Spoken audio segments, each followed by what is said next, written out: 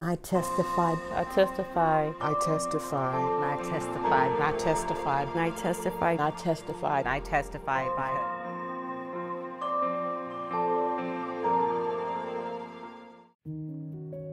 My name is Hamdiya Cooks Abdullah.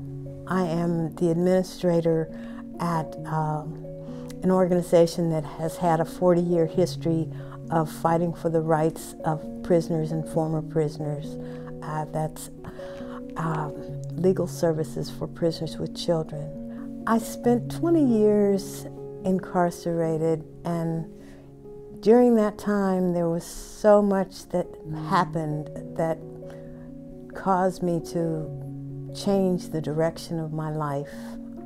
I actually had a new family inside that I have to this day. I fought for 20 years to make sure that the practices of people that accepted Islam was respected in the prison system.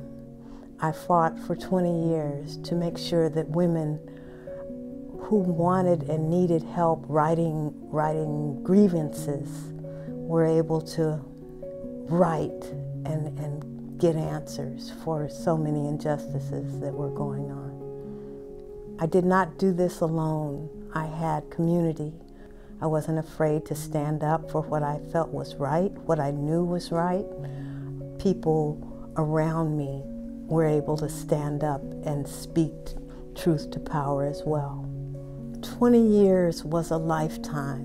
20 years took my childbearing years from me. 20 years took both my parents from me. 20 years was a lifetime. My family was shattered. My father was ill when I was first incarcerated with Parkinson's. My effort, even during the 20 years, was to provide health care, or at least to pay for health care for a dying father, and to help a mother that had never done anything but to support a husband and children. 20 years took away my ability to raise my teenage son, who was in puberty when I went to prison. 20 years is too much for anyone, any woman, any person to have to endure being away from society and trying to figure out what's going to happen after 20 years. The fear is there, that the uncertainty is there, and when you get ready to go home,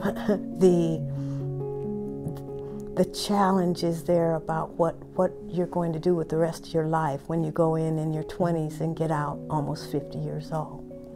So 20 years is too much. I was 28 years old when I went to prison and 48 years old when I was released. Now I am preparing to have a safe house of my own that I can help women who, like me, didn't have a path initially coming out. So I'm the founder of Founding Mothers Incorporated, a safe house in Phoenix, Arizona. I'm also a bookkeeper, so I wear many hats, and I'm very blessed to have my health and strength to be able to do things that I believe will help myself and my family moving forward. I came home to a son who was 13 when I got locked up and was 33 when I came home. But I've been able to help him. I've been able to be a part of my family and help raise my grandchildren and be a part of their lives. So although the 20 years was devastating, since then I still feel grateful and very blessed to be able to make changes that are positive in not only my life and not only my family's life, but so many other women's lives. If you're coming out of prison and you're struggling to make sense of it all, the best thing for you to do is to seek help. Don't think you can do it alone, because we can't do it alone. We have to have the support of people who care, people who've been there. Don't ever think that you're alone. When you're struggling, sometimes you feel like you don't have anyone else, that you're alone in this. You're not alone. You're not alone in this struggle. My name is Hamdiya, and I testify because I want to make a change in this world.